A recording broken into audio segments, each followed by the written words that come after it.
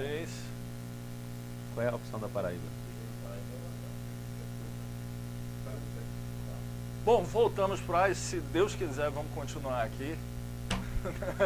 Sejam bem-vindos aos Intrometidos. A gente está com um probleminha aqui no corte para os vídeos, mas o primeiro assunto de hoje é um assunto que todos vocês, eu tenho certeza, que se não assistiram pela internet, assistiram pela televisão, ouviram pelo rádio, ouviram falar, tenho certeza até que os colegas de trabalho comentaram com vocês, que foi a confusão que teve na semana passada e que é possível que tenha amanhã de novo, que afinal de contas essa votação do Conselho de Ética sobre o caso do presidente da Câmara, Eduardo Cunha, volta à pauta amanhã. E se gerou uma confusão danada. O deputado Wellington Roberto se levantou, disse que estavam chamando ele de bagunceiro, chamou o outro de bagunceiro. O deputado Manuel Júnior deu um jeito ali, ficou meio quietinho, mas estava ali do lado do Wellington, segurando, né, a força junto com um colega da Paraíba. Enquanto os petistas repetem o tempo inteiro a necessidade de um fora Cunha, boa parte do PMDB defende fora Dilma e a população anda pedindo fora dos dois, né? Bom, eu passo agora o debate para os intrometidos, começando aqui com o Gilvan Freire. Gilvan, você fez parte da Câmara Federal, eu faço questão sempre de lembrar isso. Esses debates mais quentes são relativamente comuns, mas a temperatura está subindo demais em Brasília, você não acha, não? Boa noite a todos. Eu, na verdade, acho que para o clima que está estabelecido no Congresso Nacional, as brigas estão sendo muito poucas. Porque nós estamos vivendo um momento em que há um afogamento, ou seja, há uma troca de sopapo entre afogados. Quer dizer, ninguém tem razão, todos não têm razão, e o desempate de uma questão em que todos os envolvidos não têm razão, deve ser um sopapo mesmo, não tem outro argumento. É por isso que eu não estranhei que o Wellington Roberto tenha feito aquele esforço todinho para atingir o adversário da disputa, da briga lá, que é um petista chato para burro, né, como via de regra são quase todos os petistas. O cara é incapaz de reconhecer que o país está naufragando por conta da chefe dele, por conta do partido dele. Ele não tem autocrítica para avaliar. Uma quadrilha, na verdade, né? Não custa nada admitir que, na verdade, é uma quadrilha. Então, veja, o país está naufragando, a sociedade está pagando um preço muito elevado, há incerteza grande com relação ao futuro próximo. Não é com relação ao futuro mais adiante, mas com relação ao futuro próximo. E as pessoas não se tocam, é como se elas se estivessem trocando opiniões com a maior razão do mundo. É como se todos nós não tivéssemos razões nenhuma e eles tivessem todas as razões. Então, o que a gente fica assistindo de camarote é a má conduta, né? Travando discussão sobre probidade, sobre honradez, parece que eles estão falando lá sobre todas as virtudes que só eles têm, não tem nada. Nós somos os espectadores sujos de um cenário de virtuosos. Veja que contradição. E eles, porque afinal de contas, eles são nossos representantes. Se nós não gritamos aqui, ei, basta aí, parem com isso aí, porque afinal de contas vocês falam em nome da gente. Se a gente não disser isso, eles vão continuar falando em nome da gente com essa razão toda em que a disputa vai ser resolvida no braço. Ou não é? Vai ser assim. E esses caras, especialmente os petistas, estão vivendo também o pior momento.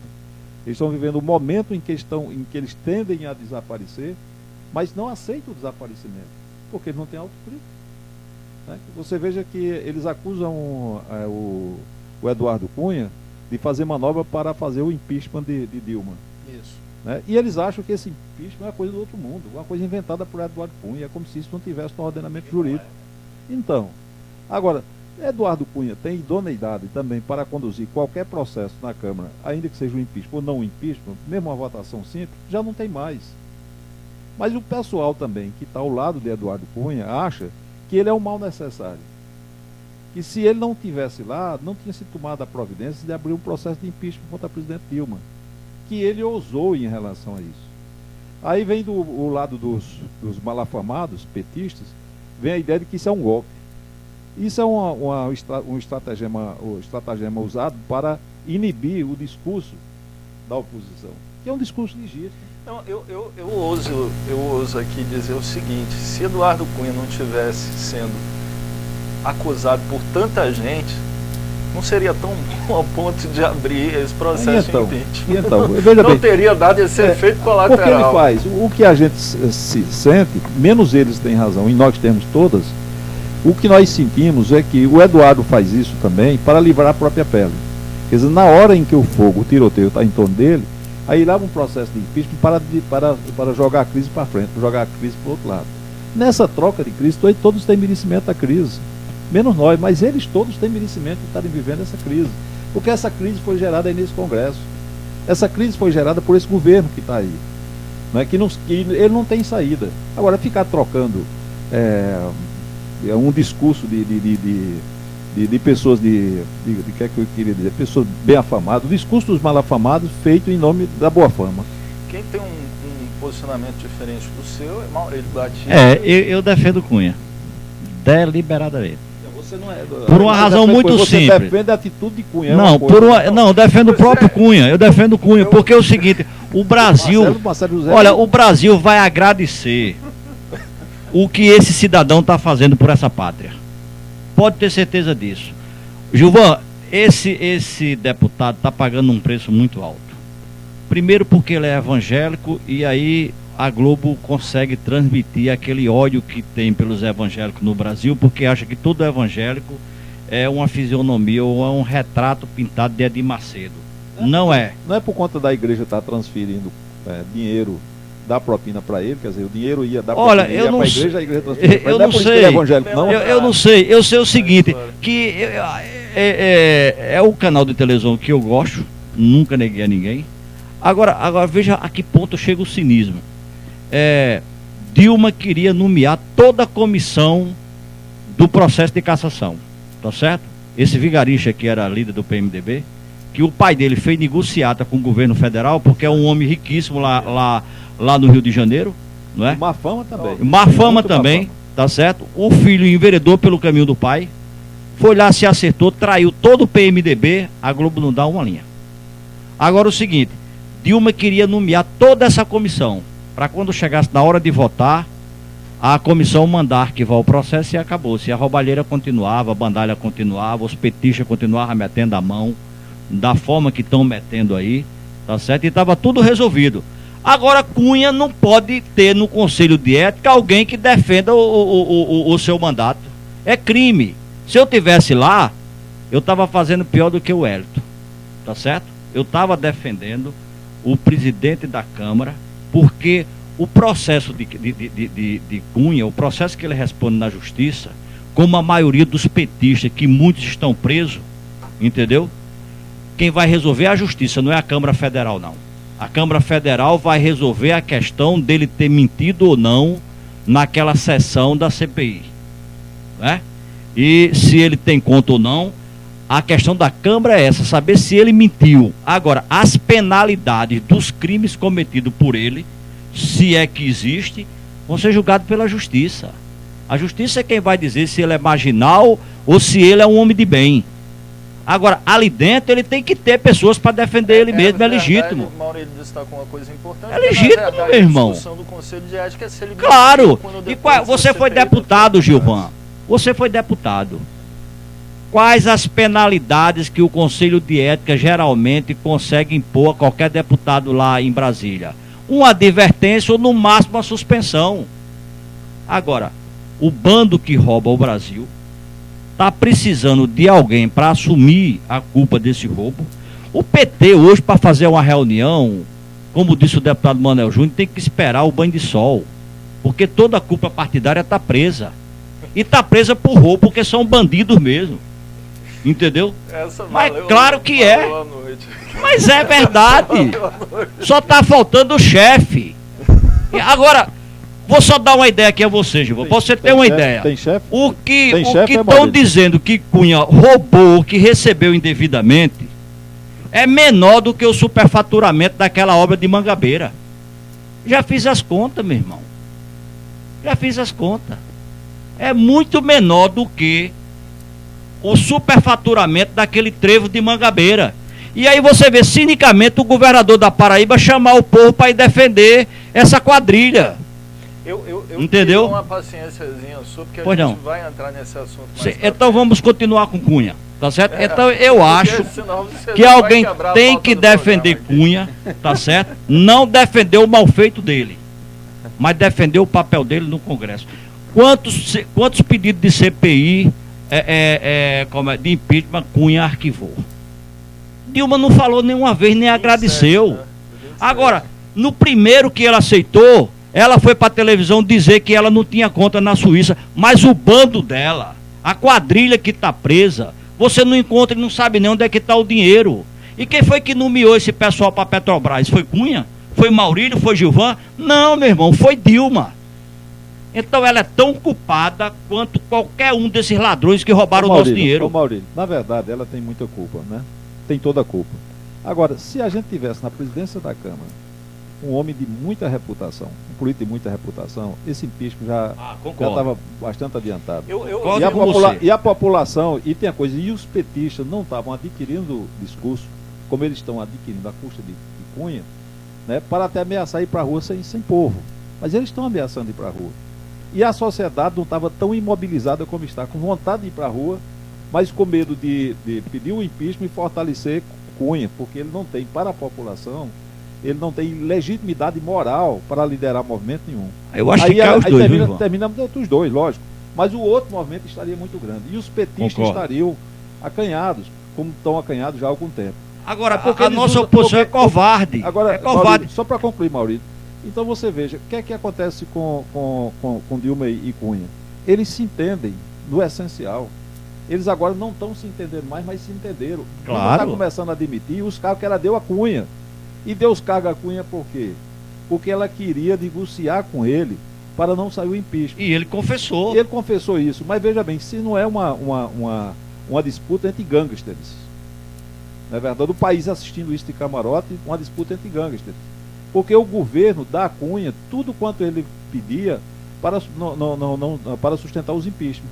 Então ele arquivou 27. Por que ele arquivou 27? Talvez porque nenhum tivesse o fundamento que eles têm. Mas por que ele arquivou 27? Porque ele estava negociando. Claro. Ele estava negociando a própria pele dele. Quando não foi mais possível a negociação, porque ela não dava no preço, que era muito alto, aí o que ele fez? Ficou no canto da parede, a sociedade marchou para tirar do Congresso, para tirar da Câmara, né? O povo foi à rua, começou a ir à rua, as redes sociais foram invadidas por mensagem contra Cunha, né? Pedindo fora Cunha. Aí ele, para sair de cena, aproveitou a prisão do Delcídio Amaral e pegou e empurrou o impeachment contra Dilma. Né, na prisão do Delcídio Amaral e do banqueiro. Então ele começou a dividir uma opinião pública que estava se formando para enxotá-lo do Congresso Nacional. Ô Divan, eu vou aproveitar aqui uma colocação que você faz aí para fazer um alerta aqui ao nosso ouvinte. Você disse que as redes sociais tomaram conta de Cunha. Não. Os petistas que estão nas redes sociais é que tomaram conta dessa luta contra Cunha. E é muito fácil de você identificar. Isso é uma pequena razão. Quando você... Isso é uma pequena razão, porque ele não tinha nenhuma. Quando você encontrar lá... ataca, por alguém... exemplo, a Aécio Neves através de Eduardo. Não, ô Janildo, é muito fácil. Cássio Cunha Lima. Claro, aí você fala o seguinte... O político hoje que tem no Congresso Nacional da Oposição é de um paraibano. Olha, é de Cássio Cunha Lima. Mas eles aproveitam para atacar Cássio como se Cássio tivesse a ver alguma coisa com o interessante é o seguinte, os defensores desses bandidos são fáceis de ser identificados. Por quê? Porque você vai lá, clica em cima do nome deles. Quando abre no Face, tá lá, doutor, o currículo todo. Todos eles têm uma bandeirinha, tem uma estrelinha no peito, tem um emprego no Estado, são pagos pelo poder público para cumprir aquele papel. Aquilo ali... São sustentados a partir da Exatamente. Campanha, então aquilo ali não é a sociedade livre do Brasil nem da Paraíba, não. Aquilo ali são assalariados, na sua grande maioria, são assalariados, pagos pelo poder público, o nosso dinheiro, para construir aquilo. O Estado a serviço de partido. Exatamente. Agora, Gilvan e Maurílio, pelo bom debate, tem uma pessoa aqui que estava ouvindo Maurílio falar, que eu estou até com medo quando ele falar, porque não concorda com uma palavra do que você falou. É Marcelo José, não é Marcelo? Ou não? Ou eu estou enganado? Não, eu assim não vou entrar no debate com o Maurílio agora não, o programa está começando, até porque eu acho o seguinte, que a estratégia do PT, ela tem um modelo inclusive que é copiado aqui na Paraíba. O que foi que o PT conseguiu com sua estrutura de governo? Conseguiu fazer um debate de pessoas e não de fatos. O Brasil precisa debater os fatos e não as pessoas, não é debater Dilma, não é debater Cunha, A gente tem que bater os fatos. Quais são os fatos que existem no Brasil? Existe um pedido de impeachment, e o presidente recebeu o pedido de impeachment, está processando, formando a comissão, está havendo uma briga agora na formação da comissão especial, que já está no STF, mas aí as pessoas conseguiram fazer o seguinte: não, como é que você vai caçar Dilma Rousseff se tem um presidente da Câmara que tem mais problema do que Dilma, inclusive tem um problema grande que é uma conta na Suíça. Estão fazendo esse debate. Não é esse debate. O debate é se existe o elemento jurídico suficiente para fazer o processo de impeachment da presidente Dilma e se há força política na Câmara inicialmente para aprovar o pedido de impeachment, o julgamento, e depois no Senado se há os 54 votos para aprovar o impeachment e afastar a presidente Dilma Rousseff. O debate que existe é esse. Agora, começou esse debate, não porque Cunha não é quem vai decidir o julgamento, não é Cunha, não é um voto. Precisam de 342 votos. Então é fácil, na Câmara... Quem é o responsável pelo pedido? Não é ele. Inclusive são pessoas... Ex-petistas. São pessoas, inclusive, honradas, pessoas muito decentes, que é Reale Júnior, que é o jurista, e Hélio Bicudo, que inclusive foi fundador do Partido dos Trabalhadores. Assim como eu. Aí o que aconteceu? A mídia nacional, através responsável pela formação da quadrilha, do marketing do PT, conseguiu jogar para a população brasileira esse tipo de debate. Agora veja bem, quem foi que fez com que a popularidade da presidente Dilma caísse tanto? O que foi? Foi a corrupção do governo dela, da presidente. Os erros na economia, né, Marcelo? Os erros na economia foram em consequência da corrupção, porque faltou dinheiro. O rombo na Petrobras, as prisões, a prisão do líder, a prisão de petistas, deputados, a prisão... Minaram o tesouro. Pois é, então isso tudo fez com que a popularidade da presidente caísse. E o que a gente viu nesse final de semana aí, eu comecei a analisar, e eu disse, como é que pode? Se você faz uma pesquisa no cidadão que está passando na rua, que está na porta de casa e é abordado pela pesquisa, e aí pergunta para você o seguinte: olha, você aprova o governo da presidente Dilma? Não. 68% dizem que não. Mas ao mesmo tempo, esses 68% que dizem que não, também não vão para as ruas, como não foram nesse final de semana. E ao mesmo tempo você vê a sangria do PT, né, com a saída agora de Paulo Paim, que é um dos homens de bem que tem no Congresso Nacional, no Senado. Paulo Paim, senador do Rio Grande do Sul, um homem sério, com muitos projetos importantes, e disse na Veja desse final de semana que está triste e envergonhado com o PT, está deixando o Partido dos Trabalhadores. Então, esse debate de Cunha e Dilma, tá entendendo? Eu acho que não é cabível. Eu acho que a mídia do PT conseguiu fazer isso. Quem teve uma entrevista fantástica essa semana foi o ex-ministro do Supremo, ex-presidente do Supremo, Joaquim Barbosa, que disse que nós vivemos em uma crise política generalizada. O executivo está podre, o legislativo não consegue impor moral para se colocar em condições de julgar o executivo. E o judiciário tem um ou outro juiz que se destaca. E olha que isso é uma declaração do ex-presidente do Supremo, independente de gostar ou não, mas é alguém que conhece. Que não teve coragem. Mensalão, não é o xerife do mensalão. Mas que não teve coragem de continuar na corte, que ele poderia ter continuado na corte e teria dado uma contribuição muito grande ao Brasil. Maurílio, mas a gente tem que também admitir que ele foi quem começou. Sim, mas começou, mas se acovardou. Hoje, só para ilustrar, quando você diz que eles se apoderaram de toda a economia do país, a questão do impeachment é interessante. As pedaladas, a pedalada o que é? Pedalada é roubo mesmo, é você pegar o que é dos outros, usar em seu benefício, entendeu? E ficar devendo. Vou lá, tiro o blusão ali de Helder, uso ele e depois, no tempo que eu achar necessário que devo devolver, eu vou lá e devolvo ou não devolvo. Vocês lembram de um fato interessante. Na véspera da campanha, correu um boato de que o governo não ia pagar o Bolsa Família. Não é verdade?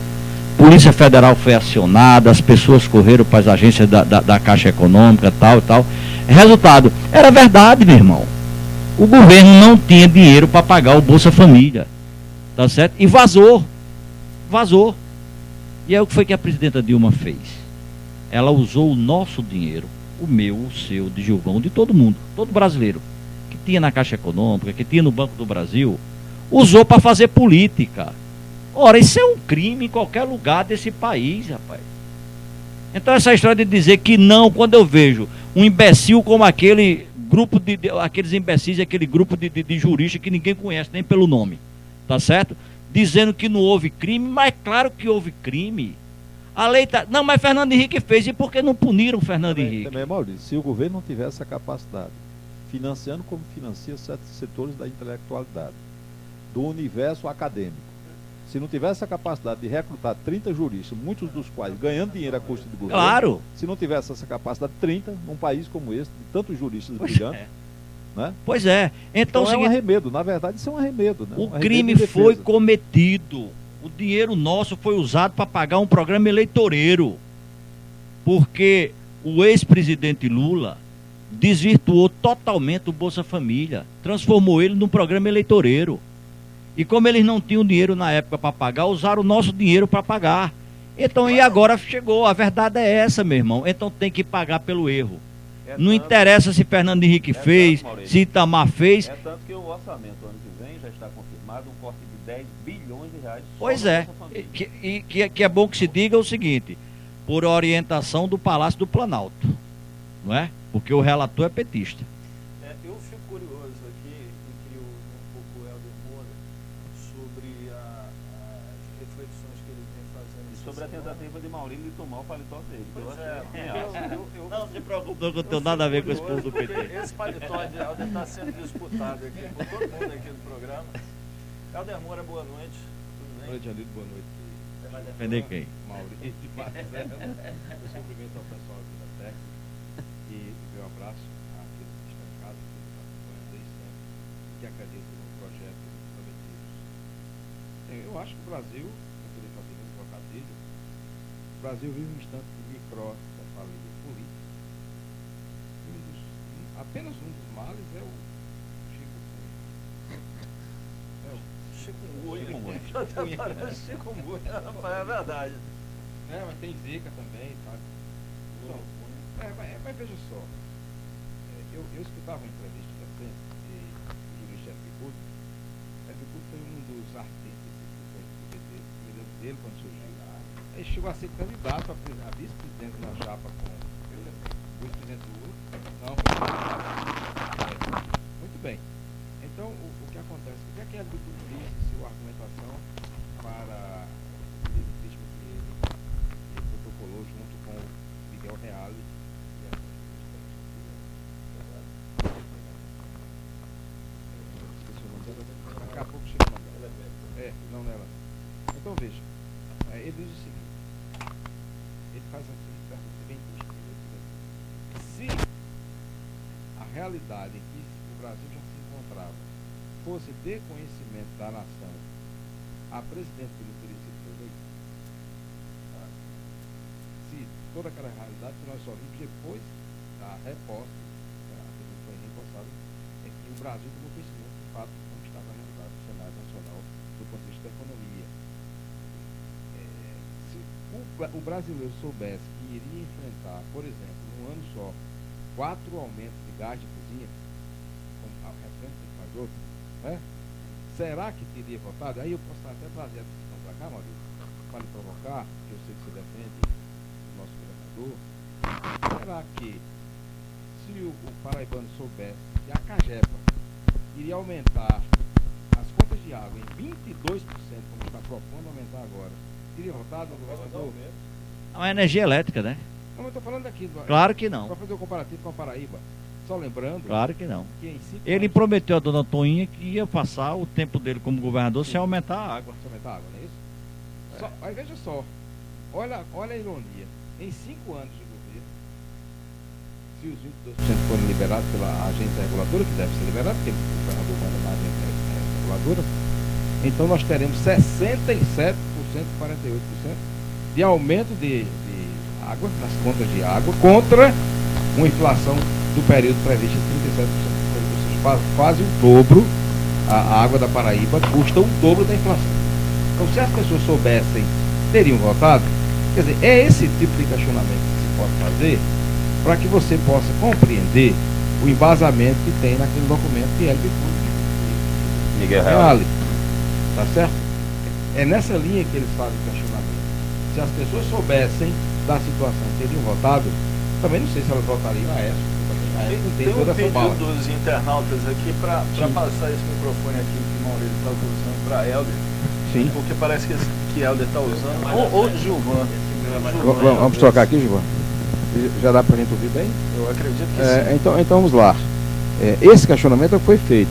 A questão das pedaladas, que apresenta-se para a opinião pública, Janildo, como algo que não é um crime maior, porque não é o fato de você tirar dinheiro e colocar no bolso, mas é tão somente você, no momento de crise, como disse Maurílio, pegar o paletó, muito bem vistoso do nosso jurista Marcelo, Isso. e levar para casa, e depois que suprir a necessidade, vai e devolve ou não, ou devolve pela metade, enfim. E isso é o que caracterizou de fato a pedalada, o Maurílio colocou muito bem. Aí para o cidadão, que aí eu compreendi, o cidadão não percebe isso como um crime maior. E aí ele não se sente motivado e estimulado a ir para a rua realmente. Isso é um aspecto, isso a gente se reportando a essas manifestações de domingo, né? Esse é um aspecto. As pessoas não se sentem motivadas, não se sentem afrontadas com o crime das pedaladas que efetivamente aconteceu. E tem um detalhe que Marcelo tocou rapidamente. Não avalia a gravidade. Né? Elas não se sentem afrontadas, né? É diferente, por exemplo, do caso Collor, que falava que o dinheiro tinha... Que o caso Collor, porque o brasileiro passou a ter algeriza Collor a partir do primeiro dia do governo dele, quando ele confiscou a poupança, e aí acabou o namoro com Collor acabou ali, né? Então veja, esse é um detalhe. O outro detalhe é que hoje o brasileiro, pelo seu comportamento um tanto quanto acomodado, ele se manifesta através das redes sociais muito mais do que ele para as ruas. E o detalhe é que ele foi para as ruas há 2 anos, aquelas manifestações de maio de 2013, junho de 2013, e dali nada resultou. Interessante isso. A classe política ficou acuada, teve medo, prometeu resolver as questões. Uma delas era a questão do passe livre, que não foi resolvida até hoje, nem aqui na Paraíba também não foi resolvida, apenas, acho que parcialmente pela Prefeitura de João Pessoa, que concedeu de fato o passe livre à rede municipal. No demais, não houve qualquer avanço do que aquelas manifestações das ruas pediam. Então o cidadão vê, olha, não adianta ir para as ruas, não resolve mesmo. E ocorreu naquele período também uma confusão generalizada, porque muita gente não sabia nem por que estava indo. Sim, houve isso também. Se bombardeou a mídia com tanta informação que se tornou complicado. Olha, eu queria, Maurílio, passar para você uma pergunta do internauta aqui. Não, eu queria só ilustrar aqui um assunto que o Helder falou, com relação ao nosso governador, que ele disse que eu defendo muito. Tá aqui, Helder, eu estou aqui com a conta de energia elétrica. Se vocês pudessem mostrar aqui, essa conta, por sinal, a minha não tem dificuldade nenhuma, tá certo? É R$336,90 o valor da conta. Você sabe quanto é que eu pago ao governador da Paraíba dessa conta? Tá aqui, vou te mostrar. 27. Não, 85,09. Não, de ICMS. Real, é 25%, né? Então, de uma conta de R$336,90, eu pago ao governo do estado R$85,09. Eu acho que é 27%. Então veja só, é 27%. 27%. Aí você diz. Não. Tá aqui, ó. 27%. Reduziu a energia. Foi. A Paraíba aumentou. Então é o seguinte, quando a gente diz assim, Dilma aumentou a energia elétrica. Não, Dilma não aumentou. Dilma aumentou, mas o governador da Paraíba também aumentou. E mais. E aumentou mais do que devia. Por isso que ele silencia. Claro. Por isso que ele silencia, porque ele tira proveito. Ô, Gilvan, aumentar, mas ele arrecada. Vou dar um exemplo aqui. O governador de São Paulo, que vem fazendo uma besteirada aí, porque aqui na Paraíba fecharam 200 e poucas escolas, não houve manifestação nenhuma. E lá em São Paulo o governador achou bonito, tentou fazer a mesma coisa, os estudantes foram para a rua, e parabéns aos estudantes de São Paulo, que conseguiram impedir esse crime, que é um crime fechar a escola, tá certo? Lá o foi... Não era fechamento não, era reorganização. Pois é, lá o seguinte, o governador aumentou o ICMS da bebida e do cigarro, mas você sabe o que ele fez? Ele diminuiu na cesta básica. Ele diminuiu na energia elétrica. Aqui não, velho. Aqui você tem um aumento do combustível, tem um aumento da bebida, que eu pelo menos não bebo, do cigarro e tal, de IPVA, de tudo, é que não tem diminuição de imposto para nada nem para ninguém. E aí o governador, talvez por isso que o governador está defendendo aí com tanta ênfase o governo de Dilma. Mas há outros Mas é motivos. que diz o internauta. O internauta Edivan Teté mandou uma pergunta aqui para Maurílio Batista e citou nominalmente. Eu quero que Maurílio responda. Afinal de contas, para Maurílio Batista, Eduardo Cunha tem ou não tem dinheiro na Suíça? Olha, quem vai dizer não sou eu, quem vai dizer é o Ministério Público. Não, olha, quem vai dizer é o Ministério Público que está apurando. Quem vai dizer é a Justiça, que com certeza vai julgar, tá certo? O que eu estou defendendo aqui não é o dinheiro legal ou ilegal que Eduardo Cunha tem na Suíça.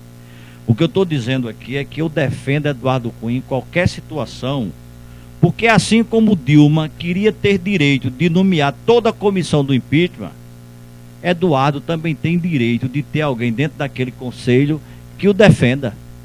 Não vejo nada de anormal nisso. A história de deputado trocar sopapo dentro de parlamento, isso é normal, meu irmão. Outro dia a televisão mostrou aí que no parlamento japonês, entendeu? Que é um povo que tem uma cultura fabulosa, não pode nem ser comparado a nós outros aqui. O pau quebrou lá dentro e acabou-se. O parlamento continuou funcionando do mesmo jeito. A diferença lá é o seguinte, é que se um presidente... Não, é que um presidente... Não, lá a diferença é essa. É que se um presidente lá, de um órgão, de um parlamento, ou do judiciário, de qualquer outra coisa, tiver uma suspeição sobre ele, como no caso de Cunha, ele é afastado. Né? E se ficar comprovado, ele renuncia. Aqui não, aqui governador come alça de viaduto, começa uma obra com 18 milhões e termina com 26, e ainda acha que é honesto, meu amigo. E vai pra rua e todo mundo diz que é. No Japão não, no Japão é diferente. Vai pra rua, eu queria chamar Marcelo aqui. Deixa eu passar a conta dele. Dia 21 de dezembro para pagar, viu, amigo? Pois é. Se não pagar, a próxima já vem com multa e juros e tudo. Antes de pagar, ele já está falando mal desse jeito. Pra gente Não, poder pagar. isso aqui eu pago, sabe para quê? Com esse dinheiro, para ser usado exatamente nessa safadeza. Você construir um viaduto por 27, aliás, quase 40 milhões de reais, quando não deveria custar nem a metade, para você construir um trevo e comer as duas alças e começar ele com 18 milhões e terminar com 26. E a figura que está construindo ainda tem um cinismo de ir para uma emissora de rádio ou de televisão e dizer, olha, nós terminamos, mas custou 26 milhões. Quer dizer, você inicia um projeto custando 18, depois você mutila o projeto.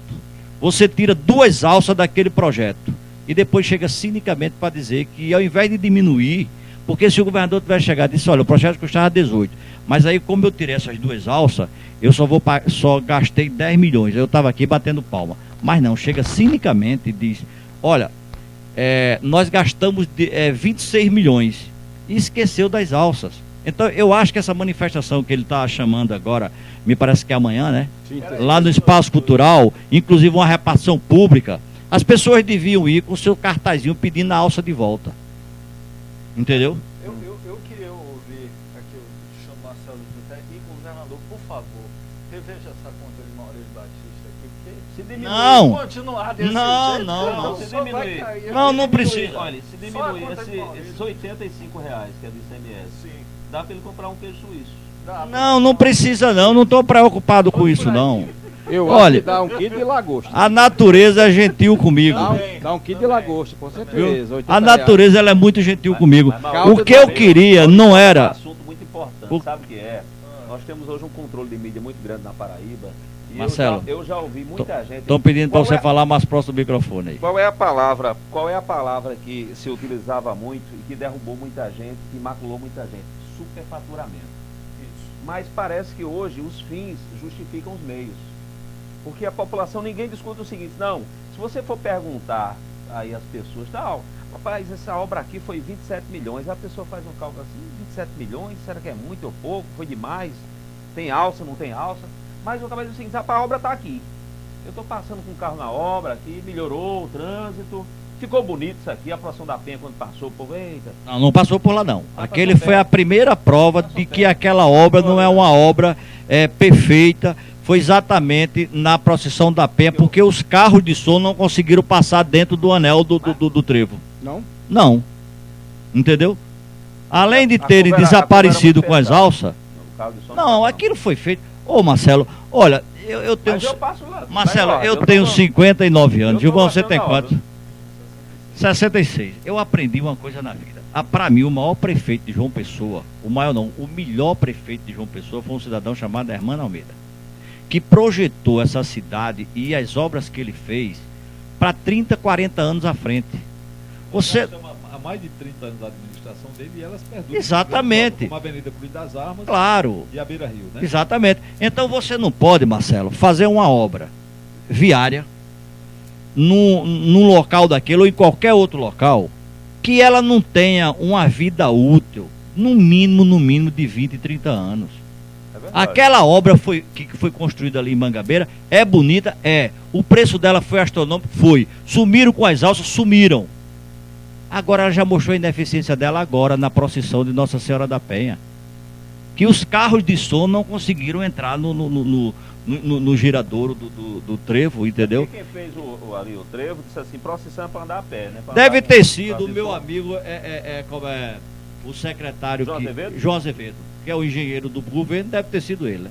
Eu espero que não.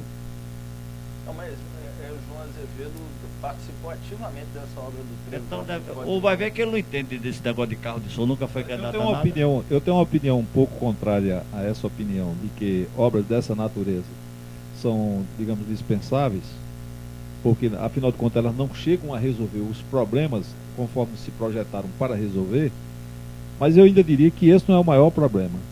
Quer dizer, se você tem que resolver aquele questão do viaduto, toda vida que eu passo ali, eu acho que tem uma necessidade de se ter aquele viaduto, especialmente naquele do gás.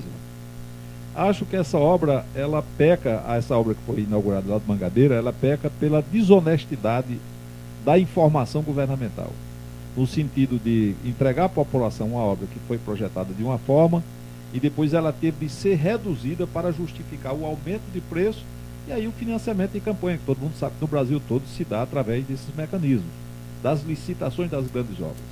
A minha preocupação com as grandes obras, e aí eu estou falando provavelmente para descontentar algumas pessoas que deverão ter opinião diferente, é que você tem, por exemplo, um centro de convenções que pode custar, deve ter custado 200 e tantos milhões de reais, quando você ia precisar de um dinheiro desse para resolver em parte o problema da seca que se avizinha aí, que não foi tomada nenhuma providência.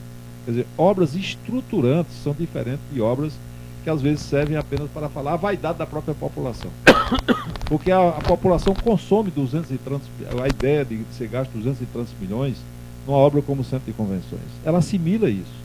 E ela se toma toda de orgulho, porque essa obra, ela tem um efeito cosmético muito grande, né? Ela tem um efeito de aparência muito grande. Agora, o que essa obra representa do ponto de vista estruturante? Absolutamente nada. Ela é um desperdício de muitos recursos que podem ser destinados às questões como essa que nós vamos enfrentar agora, que é a questão da água, a questão da saúde pública e a proposta de saúde pública. Viu, Ademora? Você foi sempre um crítico da privatização da saúde pública no estado da Paraíba, especialmente do trauma, com relação à organização não governamental. Vocês viram o escândalo do Rio de Janeiro, estão vendo o escândalo do Rio de Janeiro. É um absurdo. Os caras colecionavam, davam-se ao luxo de colecionar 50 relógios de marcas internacionais, os mais caros do mundo, 200 joias, 1,5 milhão dentro de casa, de dinheiro em mala dentro de casa, 10, 20 carros luxuosos de padrão internacional. Aqui ainda estão na cerveja. Os caras sugando isso. E aqui na Paraíba acontece, por exemplo, do trauma, de ter sido responsabilizada, a gestão do trauma, responsabilizada por um desvio, diz o Tribunal de Contas, desvio, usa a palavra desvio, para dizer o tamanho do problema que houve lá. Um desvio de 8 milhões de reais, que não são repostos, e a gente começa a ver o que está acontecendo no Rio de Janeiro, e já se dizia isso aqui, com base em experiências também do Rio de Janeiro antes, com essa mesma empresa que explora aqui o trauma, já se dizia que isso era um grande negócio sujo. Tá aí, quando estoura uma bomba dessa do Rio de Janeiro, parece que ela vem diretamente falar a Paraíba, né? Dentro daquilo que a crítica que a gente sempre fez nunca foi ouvido. Pelo contrário, combatido, não está se resolvendo o problema da saúde pública. A esse custo para financiar o luxo e a ostentação de pessoas que ganham indevidamente. E para que também os governantes possam se favorecer. Porque o Ministério Público está dizendo que há envolvimento de político lá no Rio de Janeiro. Já descobriram até uma relação muito estreita com o vereador. Então você veja bem que Lá começaram por baixo. e você veja bem o seguinte, como a população tolera as coisas, né, as coisas de governo, os abusos. Então não interessa à população que o problema de Mangabeira continue persistindo, que é a falta de trafegabilidade conforme o projeto indicava. Não tem a trafegabilidade que o projeto indicava. Esse do gás vai custar uma fortuna. Está lá na placa 37 milhões de reais. Vai custar muito mais do que isso, Claro. porque a grande armadilha contra o dinheiro público no Brasil são as licitações. E o superfaturamento e os aditivos. Os aditivos são coisas monstruosas. Mas a população recebe a obra, é como se dissesse, o Robin faz, né, que é uma coisa que se atribui a Ademar de Barros em São Paulo. É verdade. Né, que ele próprio dizia, eu roubo, mas faço. Né? Maluf depois não dizia eu roubo, mas roubava, mas também fazia. Então isso está generalizado no país todo. Por isso que nós chegamos onde nós chegamos, sem reação da sociedade. A sociedade está aí, já não está querendo ir. Aliás, o PT consegue contrariar isso, né? O PT rouba e leva à falência. Não, o PT rouba e não faz. O problema é esse, o rouba e não faz. Eu queria só citar alguns comentários dos internautas aqui que ficaram aqui muito sensibilizados na situação do Maurício, falou da situação do Luiz, e uma das coisas que mais difíceis, já, explicou o seguinte, sobre a vergonha para pagar.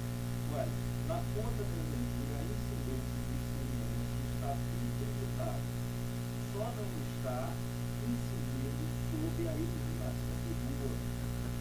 Aí pega o significado e diz o seguinte, eles estão montando a taxa de ICMS sobre tudo, inclusive sobre o ICMS e outros impostos. Isso é bitributação. Confins está aqui, contribuição de iluminação pública, PIS. Eu agradeço pela participação dos internautas. A gente está tendo uma queixazinha aqui com relação ao som. Semana passada a gente estava discutindo aqui. Na semana a gente está enfrentando uma série de problemas e a gente está tentando resolver a questão dos microfones aqui. Mas eu não sei se o pessoal está me ouvindo. Tá ok aqui? Está chegando umas mensagens aqui. Olha só, mas a gente. questão é o seguinte, eu queria perguntar só uma coisa, Helder, e era você mesmo, antes de você entrar no assunto que ia entrar. A gente está falando aqui sobre presidente Dilma, sobre presta esse aqui, Maurício, sobre a situação do Eduardo Cunha, da manifestação de amanhã. E aí eu pergunto para você, Helder, como é que está a situação do TCM, hein? Porque num momento de crise, com o mundo desabando, ainda tem gente com cara de pau que está defendendo a criação desse tribunal? Que você colocou bem, cara de pau mesmo. Porque um estado em que, segundo Giovana, nós estamos enfrentando um dos maiores problemas de estiagem que nós estamos enfrentando grave aqui na Paraíba. Cidades como Campina Grande, que tem água apenas 2 dias e meio numa semana de 7 dias. E você não vê da parte do governo nenhum tipo de sinalização para resolver essa situação. Sempre que ele é abordado sobre esse tema, ele transfere a responsabilidade para o governo federal ou para São Pedro. Sempre. Ou então atribui a culpa aos governos anteriores. E quando é responsabilizado por alguma coisa que... A questão da segurança pública. Não, mas a segurança pública é responsabilidade do governo federal. Aí quando se fala que ele investe pouco, não, mas os governos anteriores também investiam um pouco. Amigo, se você for transferir responsabilidade para os anteriores, nós vamos até Tomé de Souza. Isso me lembra aquela situação do aluno que quando tirou a nota baixa no colégio diz, não, painho, mas todo mundo tirou a nota baixa também. Pois é, mas isso não cola agora doméstica, o mosquito, o governador ocupou os prefeitos, rapaz. Não, e aliás, hoje ele foi muito deselegante. Ele fez uma agressão a Santa Rita, que é uma coisa que para um governador não é permitido. Ele disse que não aceitava o impeachment porque o Brasil não podia ficar igual a Santa Rita. É matéria do clique isso. Quer dizer, é uma falta de respeito. O Brasil também, nem o Brasil nem a Paraíba. Né? Pois é. Nem o Brasil nem a Paraíba deveriam ficar igual a Santa Rita, é verdade. Né? Sim, mas me reportando a questão do Maurílio, essa questão do superfaturamento, as pessoas não estão de fato, igualzinhas pedaladas, não estão preocupadas com essa questão do superfaturamento, porque é exatamente aí onde está o escoadouro dos recursos públicos. A gente pensa que não, mas é por aí. Por exemplo, eu costumava passar ali naquela rua do DED, o antigo DED, e eu via, tem uma placa lá no começo, E a obra estava estimada em 14 milhões de reais. E ela foi entregue por 34 milhões de reais, não é? E a curiosidade no caso daquela obra foi que a empresa que fez a obra, Que ganhou isso aqui, sim, no ano eleitoral de 2014, foi a empresa que a obra estava parada. A placa é de 2013. A obra ficou parada em 2013, foi reabilitada em 2014, no ano da eleição. A empresa que realizou a obra foi a mesma empresa que foi a maior doadora de campanha do governador, que foi a Via Engenharia. Ou seja, ela doou uma parte que recebeu, né? Certamente. Com certeza. Entrou por uma via e saiu pela outra. Os escândalos na Paraíba é impressionante. Eu agora estou levantando uma história de uma empresa que está sendo acusada dentro daquela CPI de lá de Campina Grande e que me parece que tem uma condenação pela Justiça do Rio Grande do Norte proibindo ela de fazer obra com o poder público. E aqui na Paraíba o que eu soube é que essa empresa consegue. Como é que funciona o esquema, Gilvar? O governo faz uma licitação, a empresa começa a trabalhar, não recebe os pagamentos e abandona a obra. E aí, misteriosamente, essas obras terminam na mão dessa empresa. Entendeu? Ela tem várias obras aqui na Paraíba. É o caso do Hospital de Santa Rita, não? Caso do Hospital de Santa Rita e outras mais. Eu estou levantando, eu não quero dizer que eu não... A do escândalo da CPI em Campina é aquela JGR. Não, eu prefiro não dizer agora. Não, os nomes, porque, não, mas estão lá na CPI. Porque os documentos a não Contérmica, chegaram. a Contérmica e a Compec. Mas eu tô levantando essa documentação, espero que ela chegue a mim, tá certo? Para poder daqui nominar o nome dessa empresa, que é, na verdade, um escândalo. E aí o que eu lamento, entendeu? O que eu lamento é a anestesia do Ministério Público na Paraíba.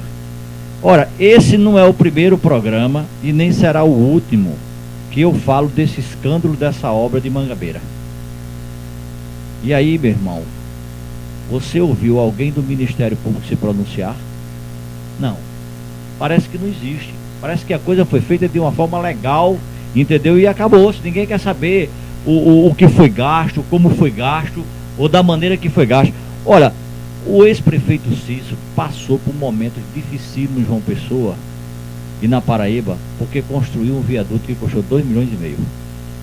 Esse governo, com recurso do governo federal, está construindo uma obra que não é muito diferente daquela, porque aquilo também é um elevado, não é um viaduto.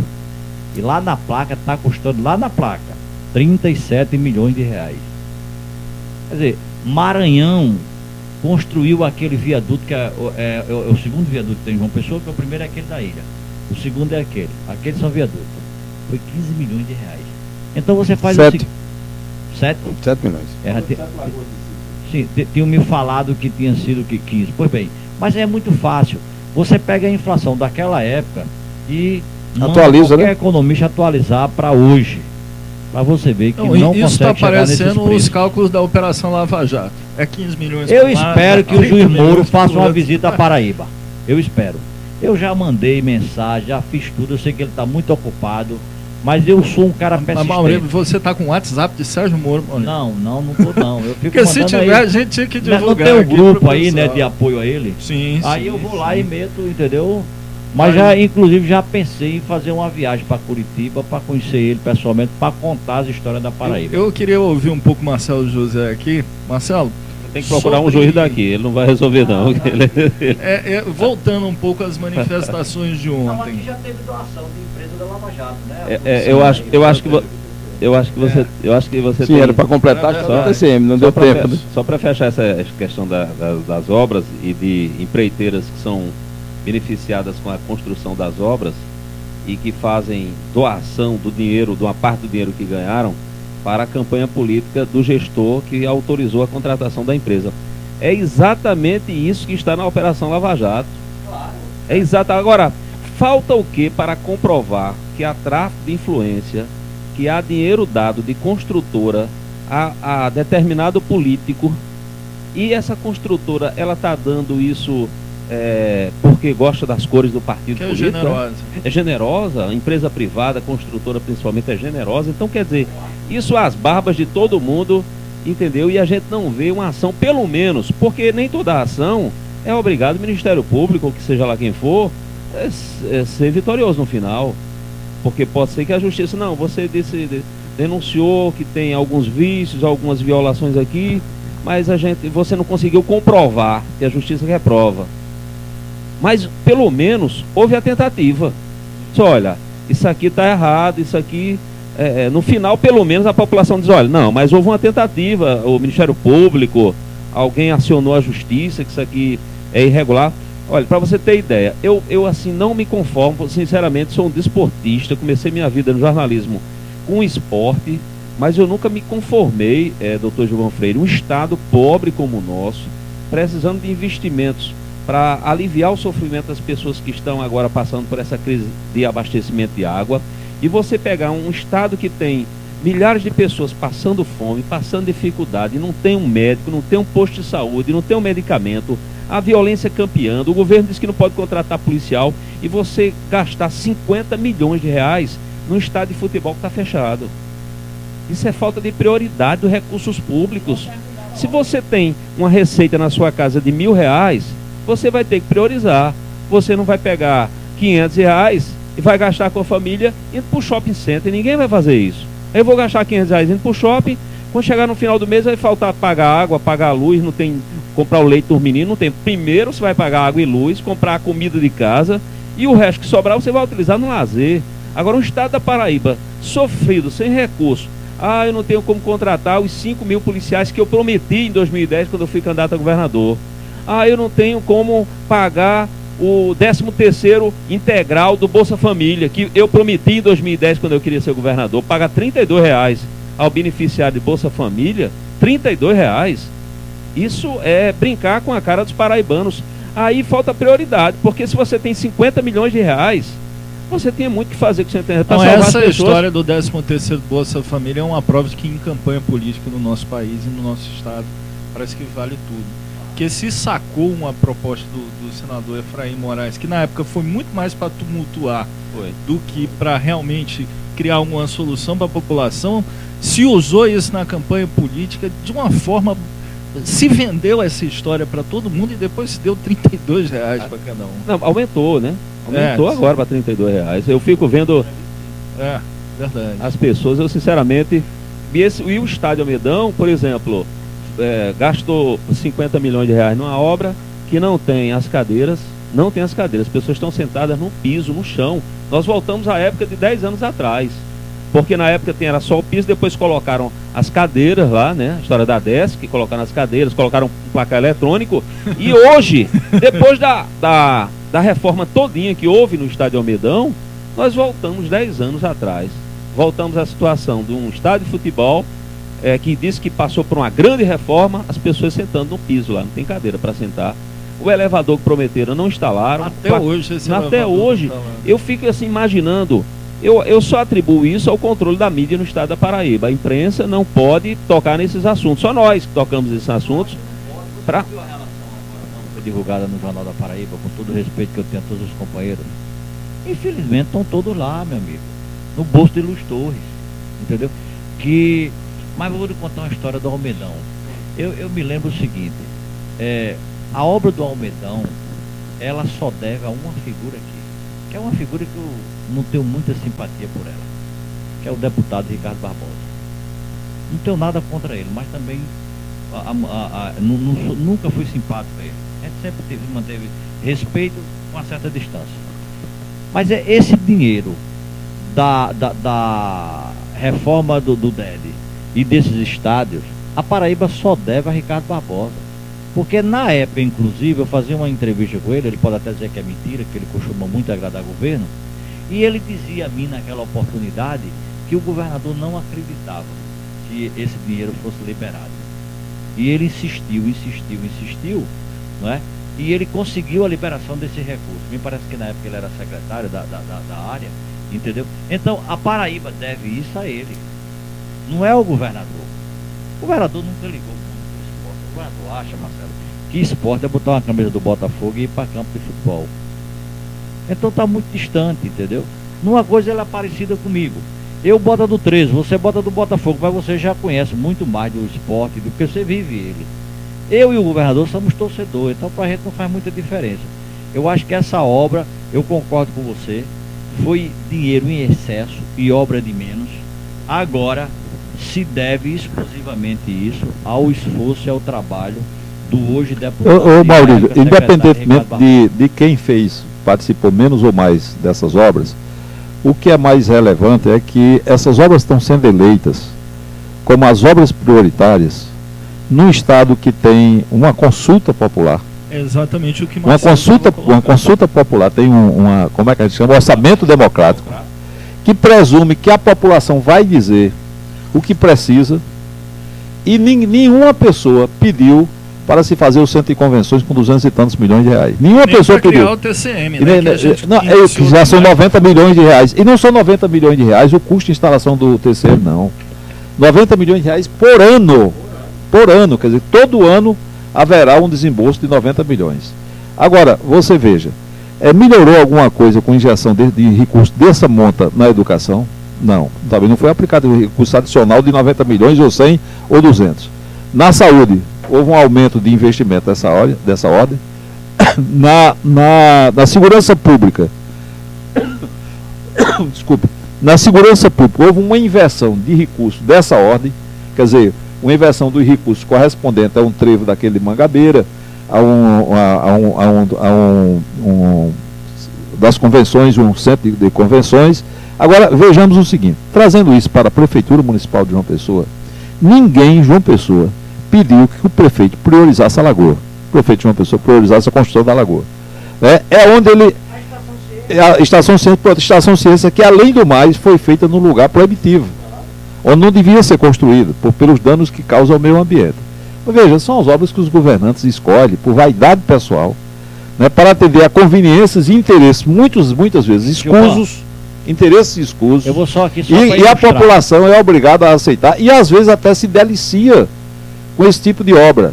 Porque eu estava pensando, semana passada eu estava pensando, que os investimentos que o Luciano está fazendo na Lagoa, se ele pegasse o dinheiro que lá botou, e está botando, ainda vai botar, que é muito dinheiro, e é uma obra extremamente suspeita, se ele fizesse isso com os recursos da Lagoa, ele elegesse os 5 bairros mais problemáticos de João Pessoa, e dividisse aquele recurso para os 5 bairros, ele ia ter uma mudança de alguma natureza, na vida das pessoas que moram nesses 5 bairros, com repercussão direta na vida da própria população de João Pessoa. Porque se você melhora o bairro São José, você é capaz de fazer um investimento grande no bairro São José, toda aquela área ali da praia tira proveito disso. Quer dizer, é uma obra localizada com investimentos direcionados que melhora a vida das pessoas que moram no bairro São José e melhora a relação do bairro São José com a comunidade em torno dela. E você transforme isso em Mandacaru, você transforme isso em Bola da Rede, transforme isso em outras comunidades, aí você elege sozinho a Lagoa para fazer o que já 10 prefeitos fizeram nos últimos 50 anos, mudanças cosméticas, alegóricas. E a calçadinha, né? Mudanças alegóricas para satisfazer a vaidade do prefeito. Para ele dizer que fez mais na Lagoa do que qualquer outro prefeito, e todos fizeram. Evidentemente que teria de ter um prefeito que faria mais investimento do que o outro. E ela não diz respeito à qualidade de vida da população, ela não diz respeito à mobilidade urbana, ela não diz respeito à educação dos jovens da periferia, ela não diz respeito à prática de esportes, à mortalidade infantil, ela não diz respeito a nada disso, diz respeito só à vaidade. Quem menos tira proveito são as pessoas que por ali passam, porque tanto faz aquela lagoa estar do jeito que estava, como está diferente, as pessoas vão passar ali com o mesmo sentimento de que estão diante da lagoa. Talvez a história dela seja maior do que as reformas que vão ser feitas ali. Então é o modelo, rapaz, é a gestão fracassada, é o modelo autoritário, concentrador, de vaidades e de interesses escusos. O que faz o prefeito ou o governador investir em grandes obras? Por quê? Porque são essas grandes obras que estão financiando a campanha deles. Prioritariamente é isso. Depois o que sobrar é em favor da população. Mas primeiro é em favor deles próprios. Isso é no Brasil todo. E é por isso que o país faliu. Não tinha como aguentar isso. Olha, João, vou só contar aqui uma história. Eu sou muito a favor daquelas reuniões que os políticos fazem com o povo. Eu me lembro o seguinte, quando o Manuel Júnior inventou de ser candidato, naquela eleição passada, eu dei uma ideia a ele de ir para o meio da rua fazer as palestras com a população e tal. E a gente fizemos uma no bairro do Novaes. Eu estou contando isso aqui para mostrar a você a mentira que é o orçamento participativo. E nessa reunião foi na rua Aristide Vilar, que hoje foi calçada por Luciano, não é? Para fazer justiça. Então é o seguinte, começamos o debate e chegou uma senhora e disse assim, olha, o senhor permite que eu fale e possa dizer o que eu quero dizer? Pois não. Aí disse, olha, o governador hoje, quando era prefeito, fez aqui uma plenária dessa e disse lá o local, que eu não estou lembrado agora, e prometeu aqui calçar todas as ruas que faltavam no bairro do Novaes e nessa parte aqui da cidade dos funcionários. E o senhor sabe quantas ele cumpriu? Aí eu, não sei, nenhuma. Aí eu fui atrás. Abraão, que é uma liderança política lá, ele tem inclusive gravado a promessa do governador, dizendo na época em que era prefeito, que iria calçar todas essas ruas, porque era uma exigência da população. Porque como é que funciona? O governador diz lá, olha, aqui temos 10 ruas para calçar, né? Vocês querem que calce? Claro que quer, quem é que não quer? Todo mundo quer. Então a imposição já vem do próprio governante. E resultado, depois ele esquece de fazer. E aí a senhora dizia o seguinte, olha, o senhor me perdoe, mas eu não tenho razão para acreditar em político. Porque os que passaram aqui só fizeram prometer e não fizeram. Dessas ruas, me parece que Luciano conseguiu fazer lá no bairro do Novaes 3 ou 4. Inclusive uma que interliga aquela parte do bairro da cidade do funcionário com aquela parte baixa de Oitizeiro que você não conseguia passar nem a cavalo. E ele fez isso. Tá certo? Então, esse orçamento participativo, isso é uma balela, isso não existe. Parece muitas vezes uma peça de marketing, né? Eu insisti aqui, eu estou recebendo aqui a cada 3 segundos uma hashtag Fala Helder. Fala Helder. Que é o seguinte, a gente começou, e é sério mesmo, vou até citar aqui o internauta que criou essa hashtag aqui, foi o... Poxa, eu perdi aqui, é de 5 em 5, mas o Marcelo hoje tá pautando a gente aqui o tempo todo. Foi o Antônio Lins, disse Helder Moura tá calado, começou a falar sobre o TCM, não continuou, o que aconteceu? E até tinha um recado para mandar ao governador sobre o TCM. Pronto. Bom, você quer ser faço conselheiro? uso da palavra. Não. Sabe o que é? A gente trouxe aqui, acho que em primeira mão, num dos programas, a relação dos 7 favoritos à premiação de conselheiro do TCM. Lembra que nós trouxemos aqui? Lembro. Um dos 7 nomes. Você é criativo. Um dos 7 nomes era exatamente a vice-governadora Lígia Feliciano. Foi bem, então Lígia foi recentemente abordada em Campina Grande sobre como é que ela vai reagir na hora que o governador escalar ela para deixar a vice-governança e assumir essa vaga de conselheiro, caso ele venha criar o Tribunal de Contas dos Municípios. Ele conseguir criar. E ela disse, não tem a menor possibilidade. Não há a menor chance. É bom que o governador tome conhecimento. A gente já previa isso, inclusive você disse que Damião não ficou feliciano. Não ficou. Eu dizia aqui, inclusive. Pois é, então ela mandou... O deputado estadual já tinha afirmado que Damião tinha dito a ele que não aceitava. Pronto, e aí agora da voz da própria Lígia, ela dizendo que não tem interesse, que é incogitável. Ela disse o seguinte, que ela deixou a carreira dela de médica para acompanhar o esposo dela na política, e que recente, quando ela foi contactada para ser candidata a vice-governadora, mais uma vez ela fez um sacrifício para ingressar na vida pública, e que depois de ter se sacrificado e ter ingressado na vida pública, agora ela não recua mais, que ela vai seguir como vice-governadora. Porque eu acho que quando ela for governadora, pelo menos uma coisa é a política da Paraíba. Sim. A falta de respeito com a Lei Maria da Penha. Com as mulheres, é isso, tem razão. Porque a mulher vai deixar de apanhar dentro da Granja Santana. Com certeza. Não é possível que ela Agora, ela não vai permitir que isso aconteça. Essa história já é recente, né, de hoje, essa opinião que Lígia teria dado a um amigo, um núcleo de amigos. Sim, é verdade. Né, porque ela disse o seguinte, se tivesse de cogitar de ser alguma coisa fora ser vice-governadora, que é o caso que ela espera ser, ela seria o médico ou empresária, menos Tribunal de Contas. Pelo fato de ser o Tribunal de Contas, ela disse que é absolutamente descartável. Então esse recado vai para o governador.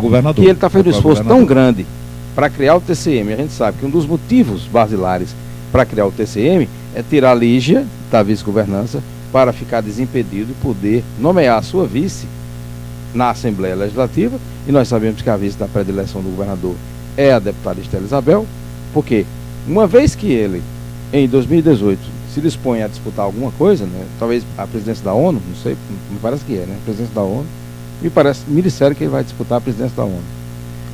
É o caso do presidente, não.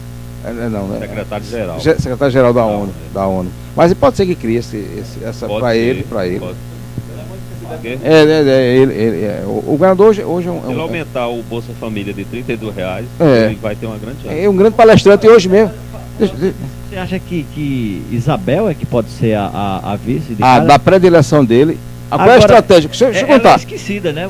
Você lembra que eu li na sua coluna, inclusive, sim, ela dizendo que ela é esquecida, o Jampa Digital, sim, era de responsabilidade de quem estava na prefeitura e que ela não tinha nada a ver com aquilo.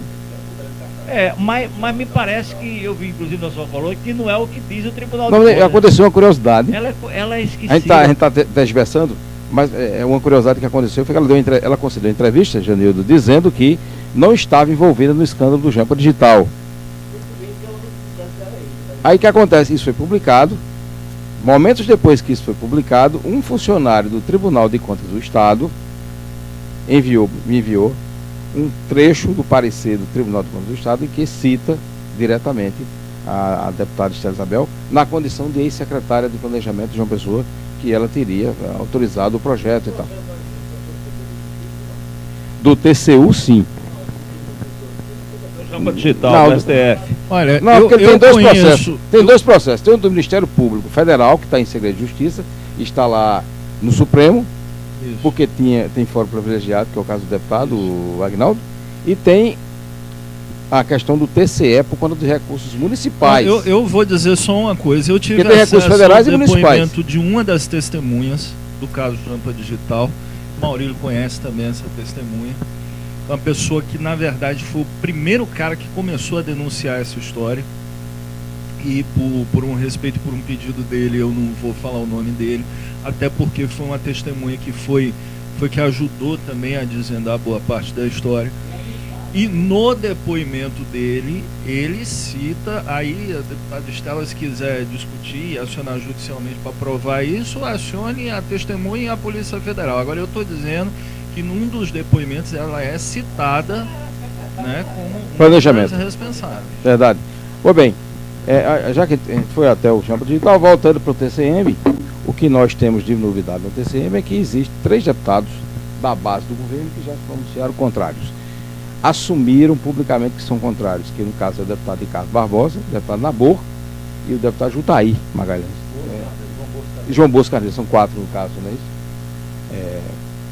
Pois bem, para que o governador possa criar o Tribunal de Contas dos Municípios, Janeiro, é preciso que isso se dê na forma de PEC, proposta de emenda constitucional. Tem que ter 2 terços para ser aprovado, ou seja, precisa de 22 votos. E hoje o governador não tem. Não, aí veja. Contagem de hoje. Não sei. Contagem de hoje. Vamos lá, ele estava contando com 22 votos com esses 4 deputados. Se esses 4 deputados agora já assumirem que não são mais favoráveis à instalação do TCM, ele vai ter grandes dificuldades, a não ser que ele altere a legislação na Paraíba e mude. Ele também pode achar que muda a opinião do deputado, né? Que ele sempre achou que mudava e mudou muitas vezes. Ele tem uma estratégia que é inclusive já mandou emissário conversar com o deputado da oposição, mostrando esse deputado que se o governador abrir na lista essa vaga para esse deputado de oposição, sim, o que é que ocorre? O deputado pode garantir o voto dele e garantir outros votos para fazer esse quórum aí de 22 votos favoráveis a essa PEC que trata da questão do Tribunal de Contas dos municípios. E fazendo justiça aqui, quem adiantou essa história semana passada foi Gilvan Freire, que disse, olha, vai se propor para um deputado da base do governo. Eu recebi inclusive o nome do deputado da oposição que teria sido contactado. Eu não vou revelar nome, porque, entendeu? No campo das informações, você tem quase que certeza que é verdade, mas de repente há uma possibilidade mínima de não ter ocorrido esse contato com esse deputado. Mas então eu vou preservar o nome dele até mais na frente, mas que o fato é esse. Precisa de 22 votos, a bancada dele tem 21, ele perdeu 4. Eu não sei se ele tem como recuperar esses 4 votos, a menos que ele aplique aquela lei que ele criou lá em Alhandra, ou foi Caporã? Foi, quando ele anunciou que para ter apoio na Assembleia bastava ter 300 mil reais por cabeça. Então essa operação aí fica por 1.200.000 apenas. Eu sou bom de matemática. Exatamente. Então se ele aplicar essa lei... Na Assembleia da Paraíba, como eu conheço, eu não tenho a menor dúvida que os deputados da Paraíba não aceitam esse tipo de coisa. Tomara que não, Maurílio. Agora, o governador, só para a gente completar esse capítulo de dinheiro... O que me entusiasma no governador é o poder de convencimento. Sim. Eu vou dar um exemplo aqui a você. Eu queria entender por que você riu no final da sua afirmação. Não, foi tão enfático. Foi, depois o deputado branco, que era um radical. Meu amigo, tá um radical. Sim. É impublicável o que ele dizia quando Só conversava ele? comigo Só com ele? relação ao governador. E bastou o Evásio chama ele, leva ele na granja. Quando chegou lá, o governador mostrou que ele estava errado. Você sabe o seguinte, eu nunca aceitei ir na granja com medo disso, sabia? Esse Sim. poder de convencimento. Sim, de Esse repente... poder de convencimento do governador. Eu tenho medo de chegar e começar a conversar comigo e terminar ele me convencendo assim como convenceu o Branco. Como convenceu tantos outros. Mas disse que Branco, quando chegou na granja, que ouviu o governador, ficou branquinho. Foi branquinho. E aí não teve como reagir. Bateu de neve. Foi, não teve como reagir. Agora eu vou aproveitar aqui, Branco. Quer dizer, Branco tinha 300 razões para... Eu vou pedir aproveitar aqui para fazer um apelo a Branco. Ontem eu fui ao Conde e ali naquela comunidade que tem ali, antes de você chegar no Conde, certo? Gurupi, acho. Tem uma churrascaria do outro lado da BR, tem uma comunidade. E eu lembro Mata Redonda? Não, bem antes. Posada. E Branco cobrou várias vezes, rapaz, um ginásio de esporte que foi iniciado ali na gestão de Maranhão. E na época ele dizia que o governador era irresponsável, que não tinha concluído. E aí eu fui lá, eu digo, já sei que Branco aderiu porque aquele ginásio de esporte... Foi por isso. Foi por esporte então, né? A estrutura está toda enferrujada. Branco está precisando ir a um oculista para fazer um exame de vista, para ver que aquela obra que ele tanto cobrou, ele agora não vê mais. O governador não prometeu a vista, prometeu a prazo. Ele não precisa ir para oculista nenhum. Ou então ele está daltônico. Eu vou até tirar umas fotos para botar lá aquela coluna que eu faço no clique para mostrar a Branco. É um absurdo. Agora você vê como o governador é um homem de bom de finanças. Finanças. Você vê que ele foi para Alhandra, na campanha, e disse que um deputado custava 300 mil na Paraíba, não foi? Aí recentemente foi o que ele fez. Ele anunciou uma manifestação aqui pró-Dilma, não foi? Pela presidente Dilma, louvável. Vai ser agora, A gente né? tem que respeitar quem pensa de um jeito e quem Claro. pensa de outro. Faz parte do processo Estou democrático. sugerindo que as pessoas levem faixa dizendo assim, liberdade para Delúbio, liberdade para Zé Disseu, não prendam Lula, tal, entendeu? Eu Muito acho bem. que é salutar. Pois bem, aí ele fez dessa declaração num dia, no outro dia ele foi ao Palácio do Planalto, pediu um empréstimo de 1 bilhão e 200 milhões de reais. Nós pagar. Claro, para a Paraíba pagar. Só que tem um pequeno detalhe, ele esqueceu de consultar o seu próprio secretário de Finanças. E essa notícia está na mídia nacional e isso repercutiu muito mal, por sinal. É claro. Por quê?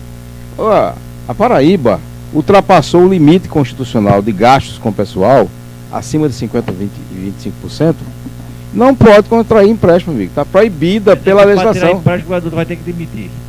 Possivelmente. Ou ele pegar, sei lá, né, os deputados e diminuir o Eu valor. sei o que é, que esse pessoal é muito esquecido. Assim como a deputada Isabel, eles todos são esquecidos.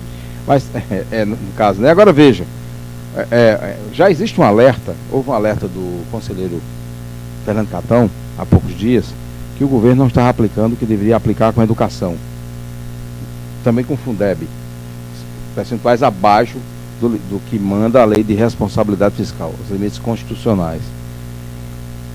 E havia o alerta em relação também aos gastos com o pessoal. A mídia da Paraíba, que alguns não conseguem enxergar isso, a gente já divulgou isso uma vez, que o governador passou do limite de alerta, que é de 44%, passou do limite prudencial, que é de 46 e alguma coisa por cento, e ultrapassou o limite constitucional de 49%. Ele está com mais de 50% de gastos com o pessoal. Mesmo assim, eu não vi uma explicação até agora do governo para explicar por que ultrapassou esse limite constitucional e não teve nenhuma punição ou não teve nenhum alerta do Ministério Público aqui da Paraíba.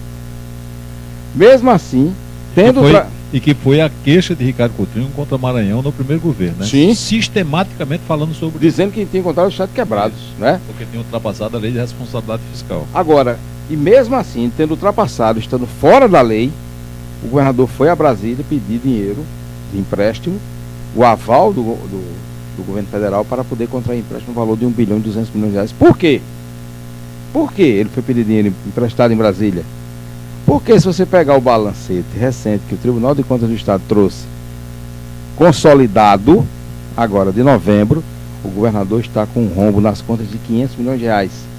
Ele não tem 500 milhões de reais. Aliás, você sabe, nesse tema da questão da Sim. falta de recursos nos cofres do governo, tem servidor da área de saúde que não recebeu ainda. No Arlinda Marques, no Hospital de Vários fornecedores deixaram de receber há mais de 30 dias. Deixaram de receber. os 3 meses e de atraso de E o fornecedores. repasse dos precatórios também, 3 meses. Repasse dos precatórios. 3 meses. Tá? O próprio presidente do tribunal, o doutor desembargador Marcos Cavalcante, ele revelou à imprensa recentemente que o governador estava pagando uma e deixando 2 dentro. Não pode atrasar, não pode atrasar. As Pode obras de atrasar saneamento, 3. Por isso que ele... as obras de saneamento estão quase todas paradas, né? Agora, só uma coisa, empresário que eu Maurílio conheço disse tem uma 16 coisa aqui. milhões para receber no Ô Estado. Maurílio, você Tem até disse pena. uma coisa aqui que eu não sei se foi em tom de brincadeira, mas é uma coisa extremamente séria. Isso foi apontado por uma colunista, colega nossa, jornalista hoje, que falou, citou textualmente a palavra pedalada fiscal, também Claro. ocorreu na Paraíba da mesma forma. Quando você usa de um recurso que você não tem e vai jogando para frente, vai usando esse mesmo procedimento do governo federal, e isso é crime de responsabilidade. Mas A por isso que presidente eu já sou a está lá favor com de Cunha, a tá corda no precisando do pescoço. Cunha aqui da Assembleia da Paraíba, né? Não, é porque daí vocês passam a compreender melhor o que significa essa resistência dos governadores, de parte dos governadores, contra o impeachment. Porque tanto a Operação Mãos Limpas, ou a Lava Jato, se transformar em Operação Mãos Limpas e descer para os estados, pega os governadores, inclusive aqui na Paraíba, Vai faltar como também as pedaladas fiscais, se for usada como argumento para o impeachment para o presidente da República, poderia ser usada para o afastamento do governador, o impedimento do governador.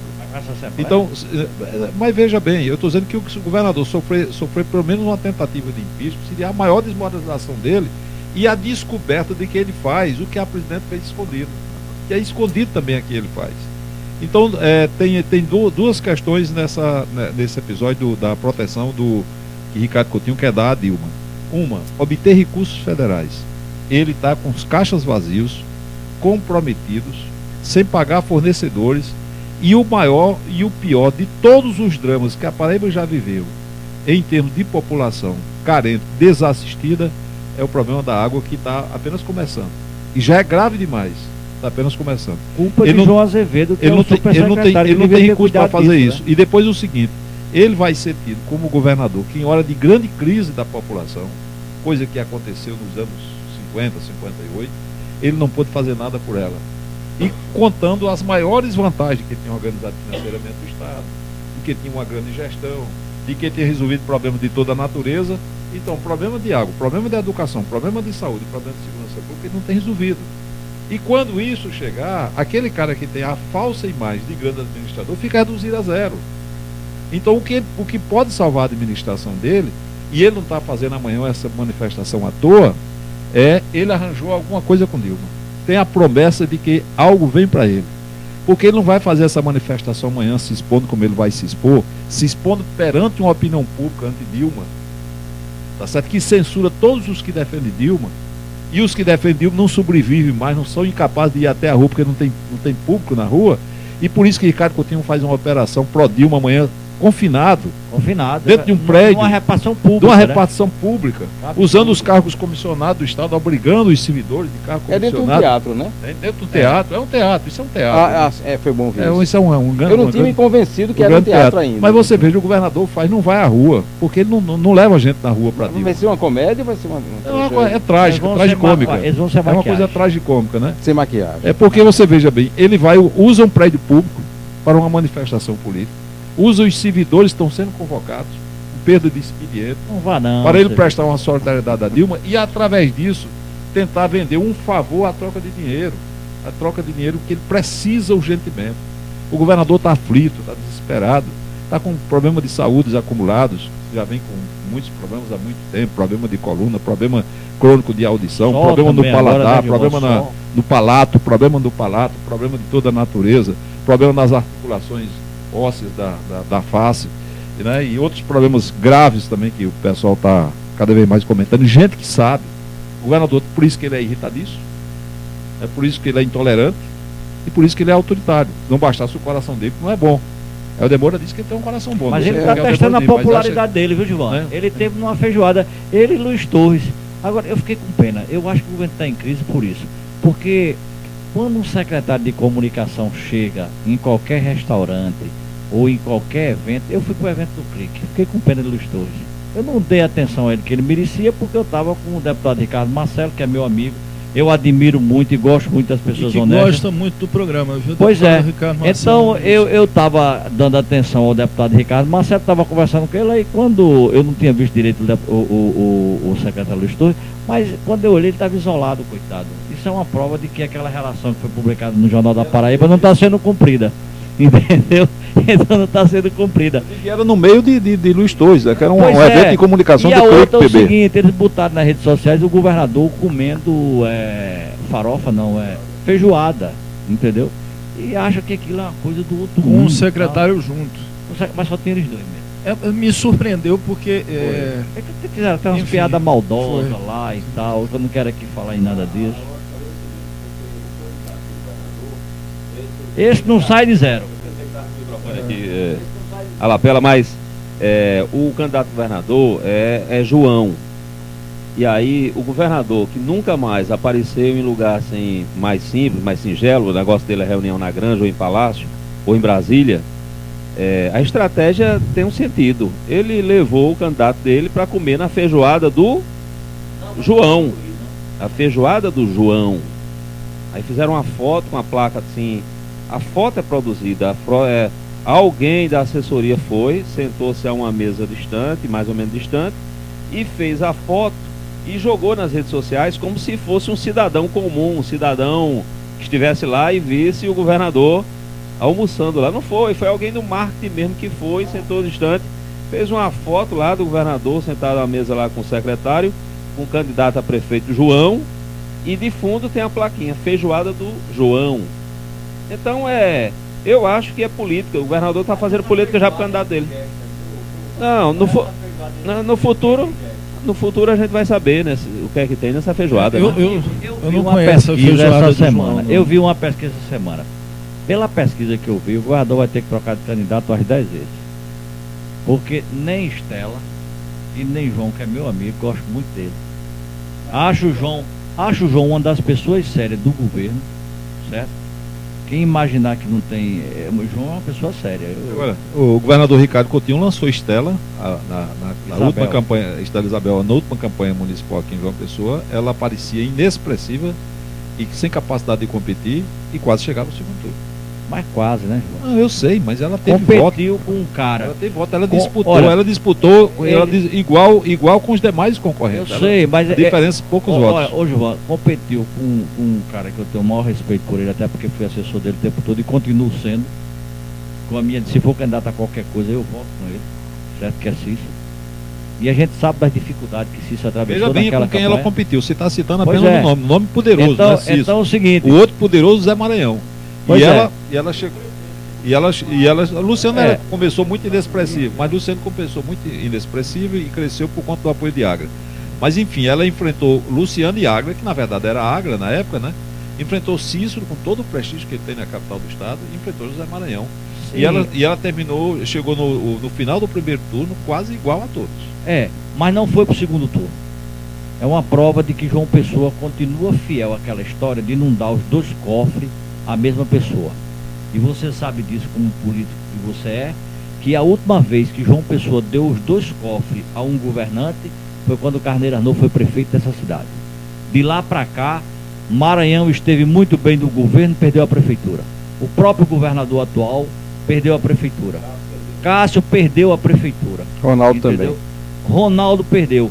João Pessoa não dá aos 2 cofres a mesma pessoa, e principalmente na situação que se encontra hoje. Agora, quando se constrói um viaduto, aliás, um trevo, e se come 2 alças e termina com um valor quase que dobrado. Ô Maurílio, essas alças, ele comeu aonde? Na feijoada do João, foi? Não sei se foi na feijoada do João. Eu sei que quem descobriu foi o nosso Clilson. eu não sabia que Foi, essa feijoada. Você falou tanto que comeu porque com torresmo. Desapareceu, no projeto tinha, tá lá a placa, ainda hoje tá lá. Sim. Ainda hoje tá. E aí o seguinte, quando o Clilson colocou o drone em cima, aí o governo se apavorou. Um drone de Clilson, porque o drone foi quem mostrou que estava faltando as alças. Você estava falando a respeito de prefeito, da eleição de 2012, de Luciano Agra, e eu aqui gostaria de fazer um registro. Eu acho que é importante, porque as pessoas, quando partem, elas são esquecidas, a gente da mídia esquece, as autoridades políticas esquecem. E para vocês terem ideia, teve uma celebração na paróquia São Francisco de Mangabeira. O prefeito Luciano Cartacho esteve lá nessa missa, participou dessa celebração do padre lá da paróquia de São Francisco de Assis, por ocasião de 1 ano da morte de Luciano Agra. E aí eu entrevistei a Welitânia, que ex-companheira de Luciano Agra, na Rádio Senhor, e perguntava para ela sobre as homenagens que teriam sido feitas. Ela falou sobre a inauguração da Estação das Artes, que tem o nome de Luciano Agra. E eu perguntei sobre o viaduto ali do Gás, que seria o nome de Luciano Agra, foi sugerido. Um vereador também sugeriu colocar o nome de Luciano Agra, mas aí você vê o seguinte, como a política é ingrata. Quem entra na política é um negócio terrível. É um mundo de ingratidão, porque Luciano Agra participou de uma comissão especial para elaborar a carta-programa de governo de Ricardo Coutinho, prefeito de João Pessoa, em 2004, eu me lembro disso perfeitamente, faz 11 anos. Depois Luciano Agra foi secretário de planejamento de Ricardo Coutinho. Depois Luciano Agra foi chamado por Ricardo Coutinho como homem de confiança para ser o vice-prefeito em 2008, porque Ricardo já sabia que em 2010 seria candidato a governador e Agra ficaria lá, e mesmo partido, ele sempre raciocina dessa forma. E aí acontece o seguinte, passou na última quinta-feira, dia 10 de dezembro, o primeiro aniversário da morte de Luciano Agra. O governador não colocou, o governador poderia pegar o estado da Paraíba, emitir uma nota, entendeu? Uma nota à família e botar o nome do viaduto, mas o nome do ex-prefeito Luciano Agra foi completamente ignorado pelo governo do estado da Paraíba. Para você ver como é de ingratidão a política. A gente que acompanha a política do lado externo, a gente vê as ingratidões também, as traições, as coisas todas. E Luciano Agra foi uma figura muito importante para a nossa cidade de João Pessoa. E aí você vê, foi esquecido completamente pelo governador, pelo governo do estado, que não tem qualquer tipo de tratamento a essas figuras, né? Essas figuras. Eu quero só fazer esse registro aqui, porque foi quinta-feira, exatamente dia 10, 1 ano da morte de Luciano Agra, e aqui eu gostaria de fazer o registro. É importante esse registro, Marcelo, enfim, a política é isso mesmo, infelizmente o jogo é muito pesado, mas tem um outro assunto que eu queria tratar. Nós estamos com 10 minutos para terminar o programa de hoje. Deixa eu fazer um apelo, posso? Pode. Eu, inclusive, prometi a ela que ia falar aqui. O blog da nossa doutora Laura, né? Bercó, vem fulminando hoje. Vem uma maravilha. Ela faz denúncias como sempre faz. É uma audiência que ia acontecer com relação àquele crime de queimada e que infelizmente não aconteceu. Eu não estou conseguindo abrir aqui o meu Face, mas aí eu disse a ela que ia fazer o registro aqui e estou fazendo. E eu acho que o governo do estado devia dar uma resposta àquilo. Também sobre novas denúncias sobre o presídio Bom Pastor. Exatamente, exato, e denúncias gravíssimas que ela está fazendo, né? Mas eu insisto, infelizmente os poderes na Paraíba parece que estão anestesiados. Edilene, que inclusive participou do meu programa de manhã na Rádio Senhor, passou uns 20 minutos falando sobre essa ansiedade, essa angústia que ela estava. Ela disse nos autos, ela disse no inquérito, disse ao delegado, Dona Edilene, que é a mãe da vítima, a mãe do professor Sebastião, que foi morto no mês de junho de 2013. No caso, está fazendo agora 2 anos e meio. que essa história não consegue ter um final, né? O governo se encolhe, ela inclusive acusa o secretário de Segurança. Em mais de um artigo, entendeu? Ela acusa frontalmente o secretário de Segurança de não ter cumprido com o dever dele à frente da apuração desse crime. Aquela participação da Laura no Intronotícias foi muito forte, muito interessante. O blog dela merece uma leitura. Se você não souber o endereço, digita no Google. É uma mulher corajosa. Você vai gostar da leitura, tem muita coisa interessante lá. Outro registro que eu queria fazer é que eu tenho medo dela, viu, Janildo? Nos procuraram essa semana para divulgar também um seminário de marketing político. Infelizmente o celular que morreu a bateria não vou dar detalhes. Mas eu tenho medo dela, dessa coragem dela, porque na Paraíba a Lei Maria da Penha não é respeitada. A jornalista Pamela foi espancada dentro da granja. O governador não gosta que se fale nisso, mas eu vou falar aqui em todo o programa. Ele pode ficar à vontade para fazer o que quiser, só não espero que ninguém queira me bater, tá certo? Mas eu queria saber como é que está a apuração daquele processo, porque foi designado um delegado especial para apurar aquela agressão que sofreu a ex-primeira-dama da Paraíba. E até agora o delegado não fala, que delegado é um bicho que gosta muito de falar, né, Gilvan? Pense num pessoal que gosta de falar é delegado. Mas no caso daquela agressão, daquele espancamento que sofreu a ex-primeira-dama dentro da granja, que é uma repartição pública e que o governo tem a obrigação de esclarecer aquilo, o governador silencia, o secretário de Segurança silencia, o delegado não fala mais no assunto. Quer dizer, é uma coisa absurda. E aí, quando eu vejo a doutora Laura trazer um assunto como esse de queimadas e outros que ela tem trazido aqui, sem solução nenhuma, isso me preocupa, sabe, Marcelo? Porque eu acho que a impunidade, ela só favorece o criminoso. Maurício, a sociedade só faz perder com isso. Deixa eu interromper. Você falou em agressão na granja? Claro. Você esqueceu? Você lembra? Quais foram as pessoas que participaram daquela agressão? A irmã e a sobrinha. Você lembra do nome, não? Não lembro não. Eu te confesso que eu não sei. Eu sou um Você pouco distante da Deixa minha família. eu terminar, Gil. Eu É sou ruim de importante. memória. Eu sou igual a deputada Isabel. Eu esqueço tudo. Olha só. A deputada não lembra mais da história do acaba de Jampa. cair na rede social, ou numa das redes sociais, uma agressão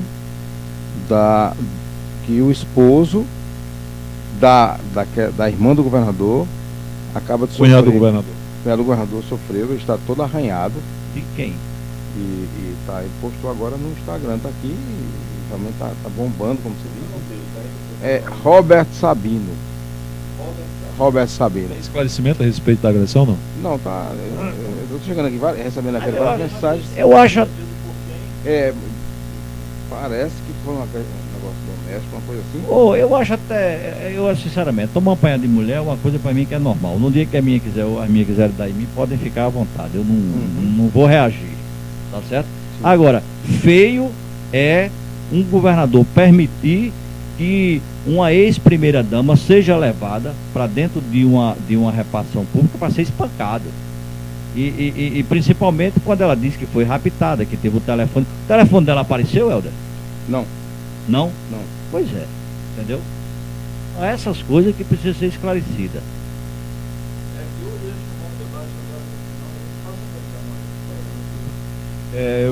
Aproveitando que o Gilvan está aqui do lado, hoje o deputado federal veneziano Vital do Rio deu uma entrevista aí numa das rádios aqui da cidade, falou que é candidato à reeleição, não falou sobre a Maranata, foi perguntado sobre os escândalos da gestão dele, fez uma série de acusações severas e violentas com relação ao município, a gestão de Romero Rodrigues. E aí, o que eu achei mais curioso é porque ele usou uma frase que da última vez que eu ouvi foi quando o senador Cícero Lucena queria ser candidato a governador e não lhe foi dado esse direito. Porque veio dizendo, não, eu sou membro da executiva do partido, mas não decido nada sozinho. E na sequência ele sacou a seguinte frase, que foi dizendo, Manuel precisa convencer a legenda que tem condições de disputar a prefeitura de João Pessoa, porque o PMDB não vai entrar numa disputa sem ter condições. Eu, ao invés de dirigir essa pergunta para o Maurício, que naturalmente eu iria dirigir a ele, eu vou dirigir a Gilvan, que é uma pessoa que tem uma convivência muito grande com o PMDB, conhece o partido muito bem e conhece os atores dessa história muito bem. Na verdade, quando o veneziano colocou a candidatura dele a governador, o PMDB teve praticamente inteiro em torno da candidatura dele, que não decolou. E todo mundo sabia que não ia decolar. Todo mundo sabia não. Havia uma grande suspeita porque de que o irmão vendeu, né? que no decolasse. Aí o irmão dele ficou com a candidatura, ele desistiu, o irmão ficou com a candidatura, e todo mundo do PMDB sabia que o objetivo era levantar fundos, colocar um palanque pro Dilma, para dividir os recursos da campanha de Dilma, que vinham para o estado da Paraíba, como iam para todos os demais estados, e cuja origem é essa que está aí na Lava Jato, é colocar esses recursos à disposição do candidato a governador. Por quê? Porque Vitalzinho precisava financiar a campanha do irmão.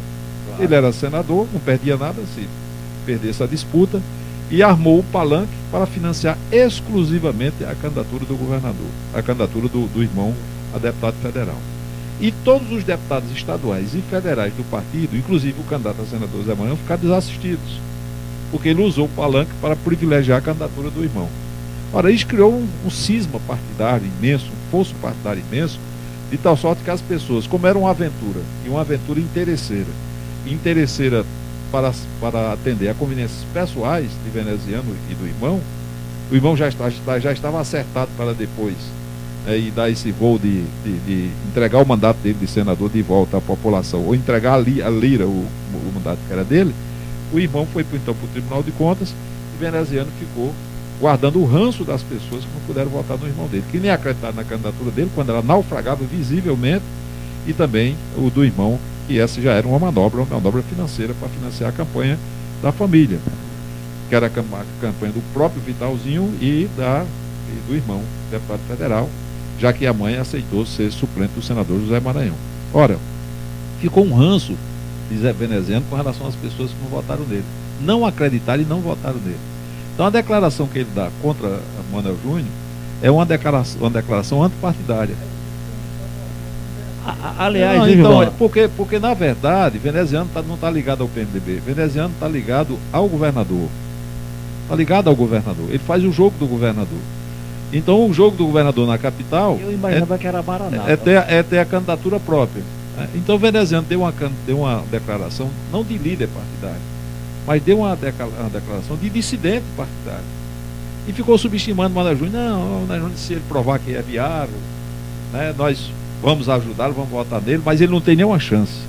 Ora, se Manuel Júnior precisava de um aliado, era melhor dispensar publicamente a opinião de veneziano como elemento do partido. É o melhor que ele faz. Hoje, fora dessa, aliás, eu faria isso. Veneziano tem não, já em Campina está minguando, né, na eleição para governador em Campina. Fracasso, ele tirou a candidatura porque não estava decolando na época em Campina Grande. Eu acho que, inclusive, eu tenho dito a Manuel Júnior que ele devia incentivar a candidatura da doutora Tatiana em Campina, porque é uma mulher que não tem envolvimento com Maranata, não tem envolvimento com nenhum escândalo. É a Dilma de Campina, não está respondendo a nenhuma CPI. No nome dela não aparece nada, é uma pessoa limpa. Entendeu? Então esse imbróglio vai gerar o quê? Um divisionismo partidário. E veneziano está apostando nisso. Ele está ligado ao governador e está menos ligado a Zé Maranhão. E Zé Maranhão acredita que essa é uma oportunidade do PMDB colocar uma candidatura própria, tanto quanto ele já fizera antes. O próprio Maranhão fizera isso, colocando uma candidatura a prefeito de João Pessoa com o próprio nome dele. Ao que parece, existe uma preocupação muito grande com esse apoio do governo do estado lá em Campina Grande, tanto que em dado momento o deputado veneziano disse, não, com certeza nós estaremos juntos, quando se citou o nome de Adriano Galdino. Não, com certeza. Só que parece que tem um irmão de Adriano Galdino, que é vereador em Campina. Murilo Galdino. Que defende outra tese, não é isso? Murilo já defendeu mais de uma oportunidade, dizendo que o PSB já tem estrutura e musculatura para disputar a prefeitura de Campina Grande, independente de seguir a reboque de outro. Helder, é difícil até você aceitar o apoio de veneziano em Campina pela situação que ele vive, né? Envolvido em vários escândalos, respondendo a processo. Toda semana você abre lá, tá lá. O deputado, aliás, o deputado veneziano teve um processo arquivado. Quer dizer, centenas de processos que ele responde, coitado. É um negócio. São 32 ou 34 32, ações, né? né? Dizer, algumas até resolvidas, né? O cara não vai ter condição de fazer campanha, porque hoje tem uma audiência, ele não vai ter uma passeata, então tem que cancelar, porque ele vai ter uma audiência lá no fórum. A verdade, viu, Maurício? A verdade é que eu estive em Campinas recente, essa é engraçada, divertiu um pouco, né? A brincadeira não tem nada a ver comigo, porque eu não gosto disso, mas eu estive em Campinas no final de semana desse e vi um cartaz lá que a candidatura do veneziano era apoiada por um alienígena. Eu gosto muito dele, porque ele é 13 anos. Quem? Do alienígena? Não, é veneziano. Mas veneziano hoje não pode. Se ele passa ali na frente do liceu, ele não pode olhar para aquele prédio que tem na frente do liceu, porque tem lá as iniciais do Ministério Público Federal. Então, ele está vivendo um momento muito difícil. Ele não pode passar na porta do Ministério Público, na verdade, seja estadual ou federal, porque ele fica logo com medo. Na verdade, veneziano saiu daquela condição de líder emergente, de grande líder. É verdade, né? Concordo. O cara que trombou com o Cássio e ganhou a eleição para Cássio, não para Cássio diretamente, mas para o candidato dele lá em Campina Grande, saiu dessa condição para um cara que queimou a biografia que dava a ele um futuro imenso. A biografia de enfrentador, de resistente, de um cara muito afirmativo, muito resoluto, né?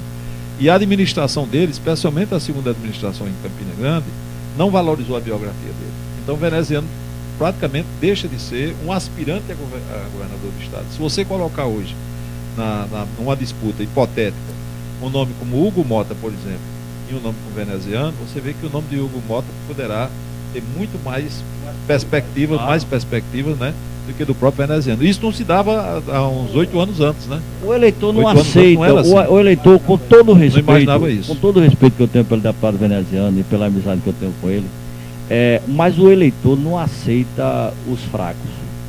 A campanha tem que ser, o cara tem que ser determinado. Na hora que veneziano renunciou à candidatura e ficou procurando culpado, tá certo? Culpando Manuel Júnior, culpando Hugo, culpando isso ou culpando aquilo, quando ele sabia que o próprio culpado estava dentro da casa dele, porque o que eu vou contar aqui, eu inclusive faço um desafio ao deputado Manuel Júnior dizer que eu estou mentindo, ou ao próprio Vitalzinho, que Vitalzinho disse a Manuel Júnior naquela época que ele não tinha condição de ser candidato, que o irmão não tinha condição de ser candidato. Por quê? Porque o irmão nunca foi candidato. O candidato sempre foi Vitalzinho. Vitalzinho nunca aceitou o veneziano como candidato, que politicamente Vitalzinho sempre foi maior do que ele. Aliás, veneziano sempre foi maior do que ele perante o eleitorado de Campina Grande. Ele conseguiu se eleger senador no acaso. Mas em certo momento, o veneziano ultrapassou Vitalzinho como liderança emergente. Sim, não é isso que eu estou dizendo? Mais carismático, mais chamativo. Agora, o biotipo, as características, o cabeludo, o charme. Era o cara que tinha coragem. E aí o seguinte, com aquele gesto afirmativo dele, ele se transformou no cara que não tinha coragem, o cara que se acovardou. E o irmão, o seguinte, o irmão pode não ter essa coragem, agora o irmão é um dos políticos inteligentes da Paraíba. De bastidor ele é muito bom, ele se articula bem e esquece. Mas trocou o futuro político claro. Muito jovem, por um cargo vitalício. Sim, então sem dúvida, você vê que frustrou ali. Pensa nele. Frustrou ele se tinha alguma chance junto com o irmão. Alguma chance junto com o irmão, ele terminou frustrando o projeto. Só pensa nele. Agora só para concluir, para Manuel Júnior ser candidato a prefeito de João Pessoa, Manuel Júnior precisa do eleitorado de João Pessoa, de veneziano não.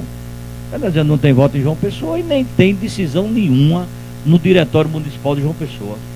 Então, na verdade, ele está sendo ventríloco do governador. Outra coisa, Maurílio, é que se acontecesse, hipoteticamente, Manuel Júnior também não tem voto em Campina Grande, mas se acontecesse de pedir uma opinião de Manuel Júnior sobre a candidatura do veneziano em Campina Grande como candidatura do PMDB, provavelmente Manuel Júnior ia dizer, é o meu candidato. É o candidato do partido, é o meu candidato. O que Vitalzinho não faz, veja que ele tomou uma atitude mesquinha, né? Não faz isso com relação ao Manuel Júnior. As declarações de veneziano afrontaram muito o senador Zé Maranhão hoje. Eu tenho informações de que o senador Zé Maranhão, presidente do partido, ficou muito afrontado com essas declarações dadas por veneziano aqui, uma pessoa. Mas o detalhe que eu queria encerrar é o seguinte, era um assunto que eu gostaria de ter trazido ao longo do programa. Professores da rede estadual de ensino estão reclamando aqui que é um assunto que a gente devia ter trazido hoje ao longo do programa, segundo eles, que o governador está mudando a forma pedagógica do Estado, reduzindo a quantidade de aulas, e isso está deixando os professores em grande aflição. Eu acho que a gente devia trazer, até ouvindo professores, porque muita gente será prejudicada, e segundo eles, com essa redução do número de aulas, os alunos na Paraíba ficarão em desvantagem com relação ao Enem. Esse é um assunto. Outra é a questão da terceirização de algumas escolas, que foi abortado depois que a gente denunciou aqui. Isso de fato foi abortado, certo? E depois tem a questão dos técnicos administrativos que estão sendo processados pelo governo do Estado por terem participado da última greve, daquela outra paralisação. Então tem nomes de pessoas que estão sendo processadas pelo governador. É só ir para a manifestação de amanhã que eu acho que retiram os processos, será? A ideia é interessante, a iniciativa é boa. A minha dica final primeiro o seguinte: a eleição em Campina Grande, a informação que eu tenho é que o PP deve indicar o vice de Romero Rodrigues. Está sendo bastante costurado, está bastante adiantado. E o nome do vice deve ser Anivaldo Ribeiro. Anivaldo Ribeiro. É uma aposta que eu estou fazendo aqui hoje, pode ser que ocorra ou não, mas a gente... Faz muito sentido. Porque a Daniela tem mandato na Assembleia, e aí fica um na Câmara Federal, na Assembleia e outro na Prefeitura. E tem outro nome também citado, Marcelo, só reforçando a sua informação, que é Pedro. Pedro, que é irmão de Daniela e de Aguinaldo, e que poderá ser candidato a vereador ou candidato a vice. Ou está com Pedro, ou está com medo, né? A outra informação que eu queria trazer... Segundo Pedro de Campina, né?